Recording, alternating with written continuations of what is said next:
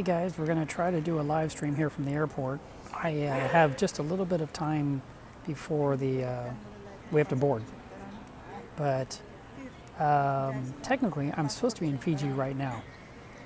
And instead, I have been in Los Angeles for the last 24 hours. And that was not my fault at all. Matter of fact, what they did was everything was planned for 9 months. Everything was perfect. I did a blog about this. If you go to melevsreef.com and click blogs, it's the very first blog. And, you know, just to sum it up, they changed the time of the first flight from what it was supposed to be to 3 hours later. And as soon as they did that, it means I was going to miss a second flight. And I called, I did everything I could, nothing worked.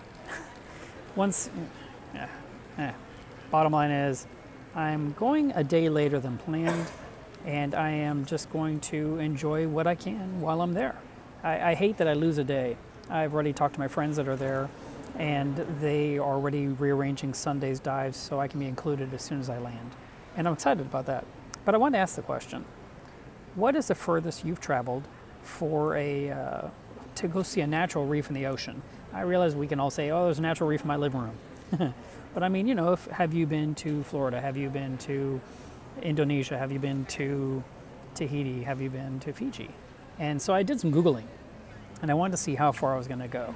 I don't even know if I can switch this camera while I'm on a live stream. Let's see if I can do this. Okay, so it does work, haha. So the first one I checked was a flight from Dallas to Oahu. And that was 3,777 miles. That's the furthest I went for that trip. Then I thought, well, when I was a kid, I went to Tahiti. Now it's from Los Angeles. And from Los Angeles to Tahiti was 4,105 miles. I'm like, all right, cool. And then I thought, well, all right, what about this trip today? This trip today is actually going to be my longest trip away from home. And I'm going to go from, I did the measurement from Los Angeles because that's where I am. But we got to add a couple of hundred miles because it started in DFW, of course. But so I'm looking at 5,489 miles. Let's just call it 5,600 or 5,700. I'll do the math later when I'm not on the stream. But that's kind of a neat thing to say. I've traveled almost 6,000 miles to go see a reef in the ocean. A lot of people have told me I'm really lucky to do this trip.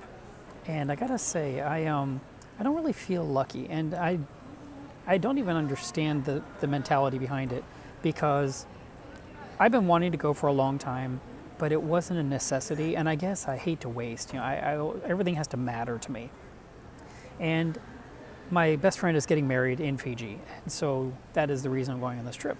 And while I'm there, of course, I'm going to be diving, and I might stick my head up long enough to see the wedding and then go right back down.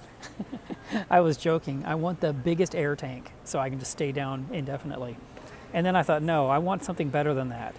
I want a blimp filled with air that will follow me as I work my way through the reef. And that way I have unlimited air. I just this giant blimp floating over me, and I'm just nonstop in the reef. One of my friends sent me a picture of a yellow scroll coral turbonaria, and he said it was literally bigger than my house. It was the entire footprint was larger than my house where I live. And, you know, my house is humble, so it's not saying a lot. But still, you know, a coral that's as big as your home, that's amazing. A lot of people have been saying, oh yeah, get me some corals. One person just said, get me some frags while you're there. You know, I have zero desire to get any corals out of the ocean. That is not my desire. I want to see these corals in situ. I want to see what they look like, how they grow, how they live, what they look like against the sand bed, or are they encrusting on rock? You know, I want to see nature. I want to film it, and I want to be able to share it with you guys. So the excitement for me is to see nature as it's really happening with as little interaction by man as possible too. When I've got this thing posted and I can get back onto Wi-Fi, I'm going to put a link to another article I wrote about a year ago. And that article was saying how I feel should be a scuba diver, and how I feel all scuba divers should be aquarists.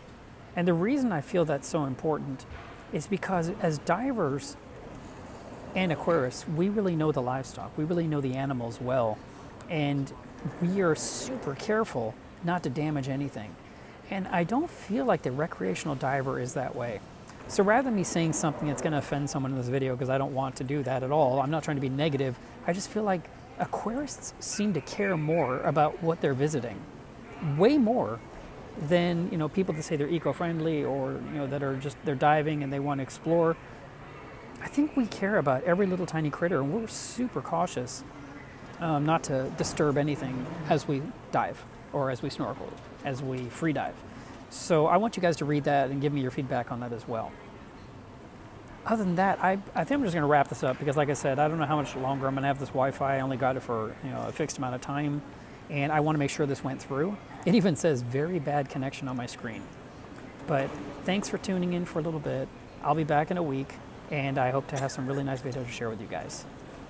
Have a great night and have a nice week.